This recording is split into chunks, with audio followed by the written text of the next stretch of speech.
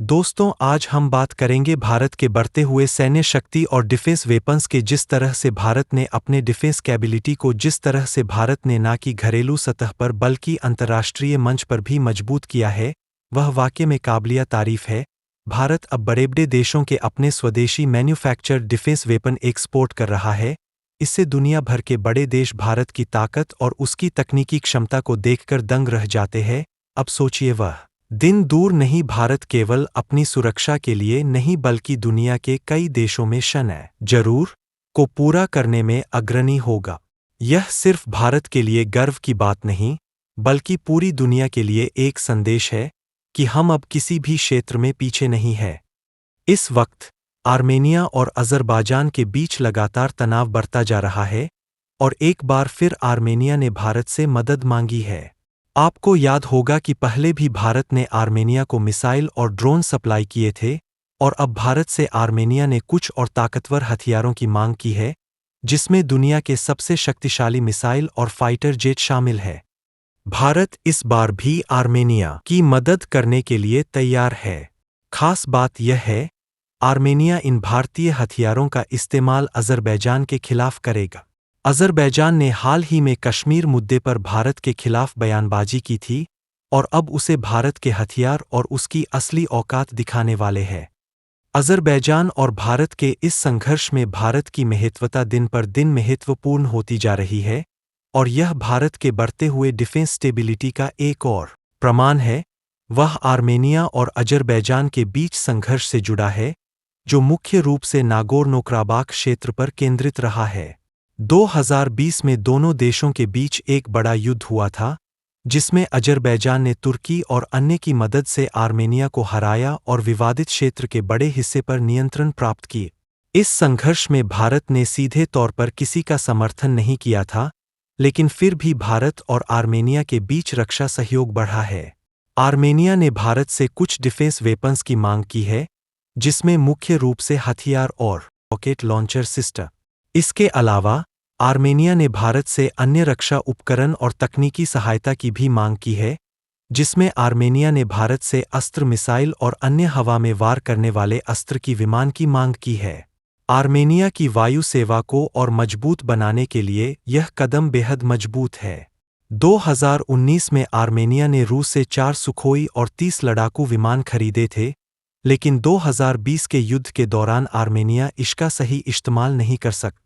इसका कारण था इन विमान में आधुनिक हथियारों की कमी, खासकर यह विमान में हवा के सत्ता पर वार करने वाले विमान नहीं थे, जिससे वह इतनी भी प्रभावशाली नहीं साबित हुई जितनी इनसे उम्मीद थी। अब आर्मेनिया भारत के साथ मिलकर अपने विमान को अपग्रेड करने का कोशिश कर रहा है, ताकि लेटेस्ट टेक्नोलॉजी और आधुनिक हथियार से अपने वायुसेना को सख्त बना सके। अस्त्र मिसाइल, जो भारत द्वारा विकसित की गई है, आर्मेनिया के लिए गेम चेंजर साबित हो सकती है। आर्मेनिया की अब यह योजना है, अब अपने 30 सुखोई को अपग्रेड किया जाए। अब इसके लिए वह भारत से सहायता मांग रहा है। भारत ने अपने 30 सुखोई विमानों में कई एडवांस हथियार और मिसाइल सिस्टम यूज किए हैं, जिसमें वायु से वायु में मार करने में अस्त्र मिसाइल भी शामिल है। अस्त्र मिसाइल भारत की पहली स्वदेशी रूप से विकसित वायु से वायु में मार करने वाली मिसाइल है, जिसकी मार्ग क्षमता 110 किलोमीटर तक है। यह मिसाइल दुश्मनों के मार्ग को दूर से ही निशाना बना सकते हैं और उसे नष्ट करने में सक्षम है। आर्मेनिया भारत से यही मिसाइल सिस्टम चाहता है, ताकि उसकी वायु सेवा अज़रबैजान की बढ़ती ताकत का सामना कर सके। दोस्तों, कहीं न कहीं आपके मन में यह ख्याल रहा होगा कि सुखोई रूस की मिसाइल सिस्टम है, तो आर्मेनिया को भारत से नहीं, रूस से मदद मांगनी चाहिए। तो दोस्तों, आपको बता दें, आर्मेनिया और रूस के रिलेशन ठीक नहीं है। दरअसल, नागोरोबो-करवा के लड़ाई के बाद आर्मेनिया और रूस के बीच रिलेशनशिप थोड़े खराब हो गए थे और जेपी फाइटर आर्मेनिया ने रूस से लिया था, उसमें इतने एडवांस वेपन नहीं लगे थे, जिसके वजह से नागोरोबो-कराबाख की लड़ाई में यह फाइटर जेट पट्टी सपै भी नहीं कर पाए थे, जिसके वजह से आज बैजान को एडवांटेज मिला था, जिसके वजह से अब इन फाइटर जेट को फन और ऑपरेट करने में आर्मेनिया को परेशानी आएगी। और अब आर्मेनिया के खिलाफ भारत की मदद मांगने के अलावा दूसरा विकल्प नहीं है।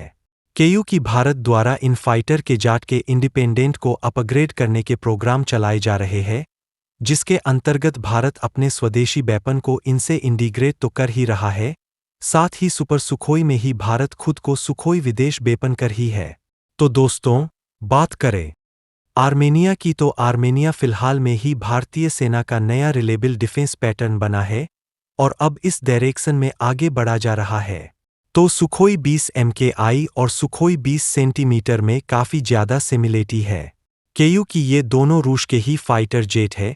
हालांकि इन दोनों में कई इंपॉर्टेंट डिफरेंस भी है, जैसे कि सुखोई 20 सेंटीमीटर हमसम में कंप्यूटर लगा हुआ है, जिसके वजह से भारत अपने खुद के वेपन मिसाइल इंटीग्रेट कर सकता है। अब अगर आर्मेनिया भारत से अपने फाइटर जेट को अपग्रेड करवा रहा है, तो अब इन फाइटर जेट्स में भारत को इस अपग्रेड में भारत को डीप अपग्रेड प्रोवाइड करने पड़ेंगे, जिसके तरह कई आउटडेटेड होते जा रहे रेजिशियन टेक्नोलॉजी को लेटेस्ट टेक्नोलॉजी से इंडियन टेक्नोलॉजी से चेंज किया जा सकता है। चाहे हम यहाँ बात करें एयर 2 और एयर मिसाइल की, चाहे एयर 3 सरफेस वेपन की बात करें, या फिर नेटवर्क सेंस रेट ऑपरेशन, तो फिलहाल भारत का एक ही गोल है कि जो भी डिफेंस वेपन्स है वह सब फ्यूचर को ध्यान में रखते हुए बनाया जाए, ताकि आने वाले कई दशकों तक भारत के वेपन आउटडेटेड न हो। और DRDO की यही सोच अब भारत के डिफेंस वेपन्स की वजह से एक भारत का अब यही सोच है और आर्मेनिया को मिलने वाला है, जो आपका आर्मेनिया के फाइटर जेट पूरी तरह से कैपेबल बना देगा कि अजरबैजान के फाइटर जेट्स को बड़ी आसानी से डोमिनेट कर सक, क्योंकि अजरबैजान द्वारा अभी भी पुराने फाइटर जेट्स ही इस्तेमाल किया जा रहा है, जिसमें पुरानी टेक्नोलॉजी की मिसाइल और वेपन उसे हो रहा है। और अगर अजरबैजान ही तुर्की से BAPL लगे अपने आप को अपग्रेड करेंगे, तो वह पूरी तरह से इंटीग्रेटेड नहीं हो पाएंगे और प्रॉपर परफॉर्मेंस नहीं मिलेगी, और भारत के स्वदेशी वेपन के मुकाबले ज़्यादा कॉस्ट भी लगेंगे। वहीं अगर आर्मेनिया अपने 30 सुखोई फाइटर जेट को भारत में अपग्रेड करने का फ़ायदा भी मिलेगा, क्योंकि आर्मेनिया को अपने एयरफोर्स का कैपेबिलिटी फील्ड ऑफ करने में आसानी होगी, और यहाँ पर आर्मेनिया को बहुत सारे ऑप्शन भी मिल जाएंगे। वीडियो आगे बढ़ने से पहले एक लाइक जरूर कर दिया और अपने चैनल को सब्सक्राइब जरूर कर दे। मिलते हैं अगले वीडियो में, और अपना राय कमेंट में जरूर बताइएगा।